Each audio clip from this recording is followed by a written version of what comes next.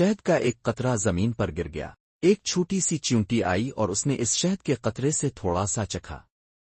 اسے بڑا مزہ آیا۔ اسے کام سے جانا تھا، تو جب وہ جانے لگی تو اس شہد کا مزہ اس کے منہ میں مزید پانی لانے کا سبب بنا۔ اس کا منہ بھر آیا۔ کیا زبردست اور مزیدار شہد ہے! کتنا میٹھا! آج تک ایسا شہد نہیں کھایا۔ وہ لوٹی اور شہد میں سے تھوڑا سا اور چکھ لیا۔ اس نے دوبارہ جانے کا عزم کیا، مگر اس نے محسوس کیا کہ یہ تھوڑا سا شہد کھانا کافی نہیں ہے، اسے اور کھانا چاہیے۔ وہ رکی اور اس مرتبہ کھانے کے بجائے شہد پر گر پڑی تاکہ وہ کم سے کم وقت میں زیادہ سے زیادہ لذت حاصل کر لے۔ وہ چیونٹی شہد میں غوطہ زن ہو گئی اور لطف اندوز ہونے لگی، مگر افسوس کہ وہ شہد سے باہر نہ نکل سکی۔ شہد کی چکنائی کی وجہ امیز سے اس کے پیر زمین سے چپک گئے تھے اور اس میں انہیں ہلانے کی طاقت نہ رہی۔ وہ شہد میں رہ گئی یہاں تک کہ وہ اسی میں ہی مر گئی۔